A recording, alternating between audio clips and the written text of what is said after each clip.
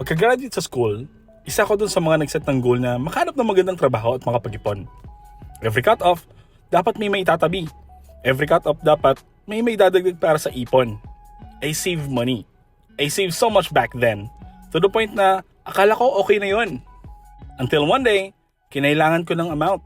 Huge amount, compare sa ipon na meron ako. So I have to do something. Something than my usual routine na hintay sweldo lang. Ito yung reason why I don't just save money. We need to invest it. Kailangan ba malaking amount agad? Hindi naman. Pwede mo itong invest sa simple business, like buy and sell ng clothes, shoes, food, books. Ang importante, tumutubo yung pera at nag-work ito para sa'yo. We need to protect it. May client ako, since pag-iipon lang ang alam niya, nung nagkaroon ng malubhang sakit ang mother niya, naubos yung savings niya. Nagkautang pa sila.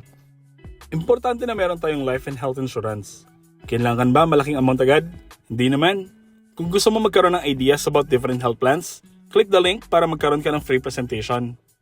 We need to invest it on ourselves. Naghahanap ka ba ng investment na may guaranteed at malaking return? Ito na yun!